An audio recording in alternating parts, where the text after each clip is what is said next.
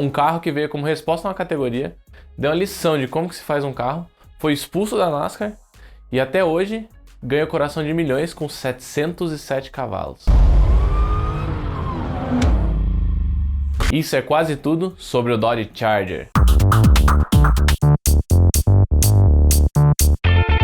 Mas muito antes do Charger se tornar o que é hoje, desejado e aclamado por todos, estrelas de cinema, ele foi a resposta da Chrysler para as estrelas que tinham aparecido naquela época. O Mustang, o GTO e o Chevelle. Carros que forçaram as montadoras a pensar diferente. E por mais que uma das divisões da Chrysler, a Plymouth, já tivesse introduzido o Barracuda, alguns meses antes do Mustang até, a proporção de vendas era de 6 Mustangs para 1 Barracuda, ou seja, 600% a mais. E foi então que a Chrysler escolheu a Dodge para criar um esportivo médio que compartilhasse o maior número de peças possível com outros modelos já existentes. Bem-vindo à indústria automotiva, meu amigo. E o primeiro conceito foi apresentado bem rápido. Um sedã conversível inspirado no Dodge Polara. Não o Dodge Polara que a gente tem aqui no Brasil, o Dodge Polara que a gente não tem no Brasil, mas deveria ter. Só que ele ainda era muito convencional, ele não era disruptivo para os jovenzinhos. E o segundo concept foi baseado no Dodge Coronet. Esse nem parecia que era o mesmo projeto de tão diferente que ele foi da primeira versão. Agora com a carroceria fastback e com um visual bem mais agressivo, esse conceito sim atacava o mercado que a Dodge estava querendo. Jovens que procuravam esportiva, mas que fosse de família. E com o chassi emprestado do Coronet, o novo muscle car entrou em produção em 1966. Desenhado por Carl Cameron, o Charger se destacava pelo teto fastback alongado que ia até o final do porta-mala, e com a sua gigante grade cromada e faróis giratórios. Sim, por isso você não esperava, né? Um recurso que não se via nos carros da Chrysler desde 1942 no Chrysler DeSoto. E mesmo sendo maior, o Charger não transmitia a imagem de desempenho que a Chrysler queria. Mesmo ele sendo mais potente que todos os seus concorrentes, com seu V8 que balançava tudo quando acelerava.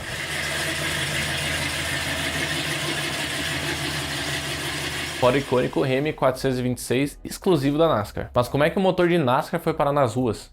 Bom, graças a Deus e as maravilhosas regras de homologação, foi assim que surgiu o Street Hemi, com seus brutais 7 litros e 435 cavalos, alimentado por 2 carburadores quadrijet. Bicho, esse carro devia beber, hein? E ansioso para botar em prática aquele velho ditado de quem vence no domingo vende na segunda, a Dodge não perdeu tempo em colocar seu novo possante fastback para correr na NASCAR. Mas logo de cara, os pilotos perceberam que por causa da silhueta fastback, o Charger tinha uma desvantagem aerodinâmica enorme, já que em altas velocidades a traseira começava a levantar. E como os próprios pilotos diziam, parecia que estava dirigindo no gelo. E a solução?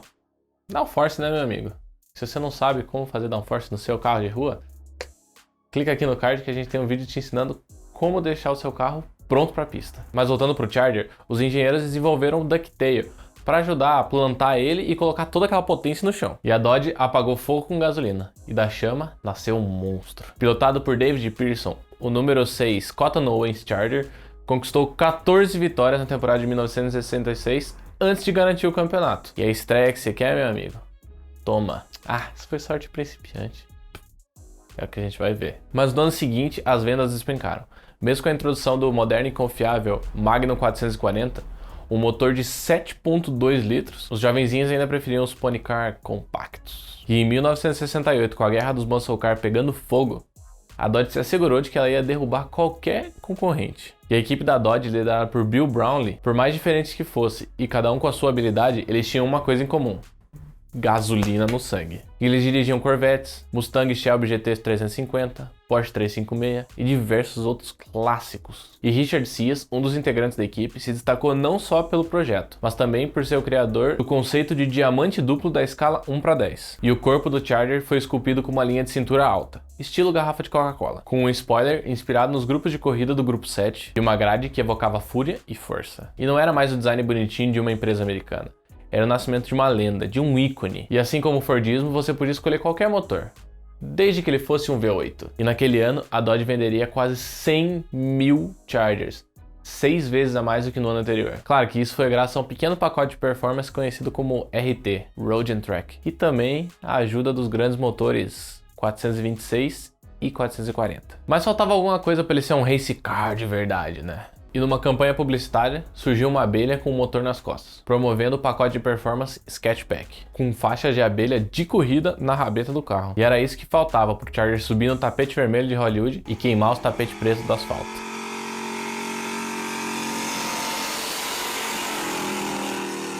Por menor que fosse a alteração, o que antes era uma boca gigante engolidora de sonhos, agora viraram duas. E além da grade, a lanterna traseira passou de discreta e elegante para ferozes e furiosas grandes lanternas vermelhas. Por mais avassaladora que fossem as mudanças, o design acabou prejudicando o Charger na aerodinâmica. Viu o que dá tirar as lanterninhas redondinhas bonitinhas? E como o Ford Torino Talladega continuava dominando a série da NASCAR, os engenheiros da Dodge desenvolveram o Charger 500 e tentaram deixar o vidro traseiro paralelo com a linha do teto. Mas isso não foi o suficiente. E é aí que a Dodge invoca o Daytona. Porque eles invocaram de dia, se fosse de noite seria o Nighttona. E nada mais era do que um Charger narigudo com um travessão no porta-mala. Uma extensão na frente do carro de 18 polegadas, junto com uma asa gigante de 23 polegadas sob a tampa do porta-mala. E esse design rústico foi logo esquecido quando o Dodge Charger Daytona foi o primeiro carro a quebrar a barreira dos 200 milhas por hora, ou 320 km por hora, em 1969. E junto com seu companheiro Plymouth Superbird, carros que eram mecanicamente idênticos, eles provaram ser um absurdo tão grande que a NASCAR baniu eles das pistas. E além disso, eles limitaram os motores a apenas 5 litros. Já que é mais fácil mudar a lei do que deixar os outros tentar superar, né? E no final, o Charger Daytona foi derrubado, quando a Chrysler tomou a decisão de deixar apenas o Plymouth Superbird com asa. Fora essa loucura toda da NASCAR, a popularidade do modelo 1969 também se deu graças à série de TV The Dukes of Hazzard, que passou de 1979 a 1974 nos Estados Unidos. E a série apresentava um Dodge Charger 1969 laranja, com o número 01 do lado, que pulava qualquer obstáculo e era conhecido como General Lee. E no último ano da segunda geração, a grade voltou a ser inteiriça, o que agradou bastante um certo Dominic Toretto, que escolheu esse para ser o seu carro, um Dodge Charger RT 1970. E o ano seguinte trouxe uma grande reformulação para a carroceria, um novo estilo conhecido como fuselagem. Ela tinha linhas mais extravagantes, um reflexo dos anos 70, mas o desempenho continuava impecável, com a adição agora do 440 Six-Pack, com 3 carburadores de corpo duplo. Mas a tão assombrosa crise do petróleo chegou e atingiu todo mundo. E a Chrysler não seria diferente. Mas a diferença é que o Charger continuava performando como ninguém na NASCAR. E esse é um dos motivos da montadora não ter simplesmente desligado ele, como fez com diversos outros carros V8. E em 1975, o Charger tinha sido reposicionado. E na sua 4ª geração, ele se tornou um carro de luxo pessoal. Nem versões RT e nem Super B. Os muscle cars tinham morrido e foram enterrados junto com o Charger em 1978. Mas 3 anos depois, a Dodge tentou de novo. Ela não tinha desistido. Ela tentou injetar alguma credibilidade entusiástica no Dodge Omni. E o trunfo da vez era ninguém mais, ninguém menos do que Lee Iacocca. Você lembra dele? Não. Ele é só o cara que foi responsável pelo projeto do Mustang. Mas infelizmente esse mundo mal fez desse pequeno compacto um carro de tração dianteira, já que eram outros tempos e os carros precisavam ser mais eficientes. Mas uma versão com motor 2.2 de 84 cavalos era conhecida como Dodge Omni Charger. Mas o Lee Iacocca resolveu apelar. Para dar uma dose real de Charger para esse carro, ele chamou um cara que ficou meio famoso um tempo atrás aí. My name's Carroll Shelby and performance is my business. E o trabalho do cara foi tão bom que o carro carregou seu nome junto com ele. Dodge Shelby Charger. O carro produzia mais de 107 cavalos aspirado com o mesmo motor. Meu, esse cara faz milagre. Mas isso não era o suficiente. O Iacocca queria mais, ele tinha sido picado pelo mosquitinho rachador. E assim nasceu a versão Omni Turbo GLH, com 174 cavalos. E essa sigla, de 3 letrinhas, quer dizer nada mais nada menos do que Goes Like Hell. É verdade, quer dizer isso mesmo, não é piada. E a gente tá falando de um dos carros tração dianteira mais rápidos dos anos 80. Ouviu o GTI, mas a produção foi só até 1987 e foi logo encerrada com a introdução do Dodge Shadow ou Plymouth Sundance. Mais de uma década de espera. Anos se passaram. A tecnologia evoluiu, a Chrysler evoluiu. O Charger não estava morto, ele só estava adormecido. Ele só estava se alimentando. E é então que no início dos anos 2000 surge um novo projeto, dessa vez com as suas patinhas traseiras de novo gritantes. Com uma pegada coupé escondendo a porta traseira e um V8 alimentado por gás natural comprimido. Não é Kinder, né, meu? Mas por mais que tivesse agradado um monte de comedor de alface, o design era tão diferente de tudo que a Chrysler já tinha feito, que os custos de engenharia inviabilizavam o projeto. Mas não tema você, em 2006, como uma fênix flamejante se reerguendo das cinzas, surge ele novamente.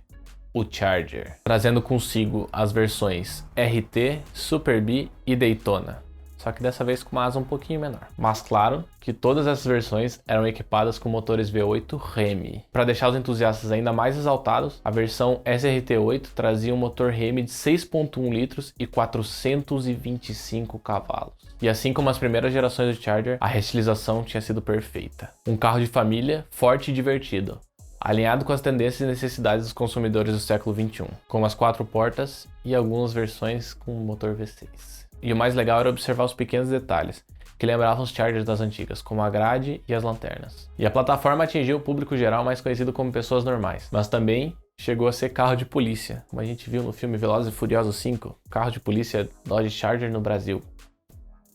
Mas a gente ama esse filme. E a sexta geração foi um enorme sucesso. Foi mais sucesso do que minha rua, que passa 1000 carros aqui. Não tem motivo por que passar tanto carro aqui. Para de passar carro, pelo amor de Deus. E a sexta geração foi um sucesso enorme, emplacando mais de 500.000 unidades. Um feito que não acontecia desde 1973, quando foram emplacadas 122.000 unidades. E em 2011, outra grande reutilização. Um design moderno, arrojado, agressivo e feroz. Dessa vez fazendo jus à tradição dos Chargers, com uma lanterna em LED percorrendo toda a largura da traseira. E pro ano seguinte, 2012, a plataforma Super Bee estava disponível junto com a SRT8 e a RT, equipados com motor Hemi 6.4 de 470 cavalos. Eram os carros mais equipados de usar o crachá Charger, independente de quantas portas tivesse. Mas a Dodge não estava satisfeita, e em 2014 ela apresentou outra versão. E fizeram mais algumas alterações estéticas e de interior. Mas nada disso importa quando a gente tá falando de um dos irmãos Hellcat.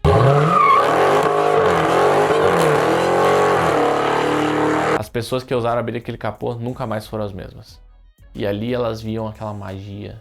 Um motor 6.2 sobrealimentado com um supercharger produzindo 707 cavalos. A gente não tá só falando de um carro de família, a gente tá falando de um dos carros de produção mais rápidos do mundo direto da fábrica. A única falha do Charger Hellcat é não ter uma versão manual, mas ele é maravilhoso.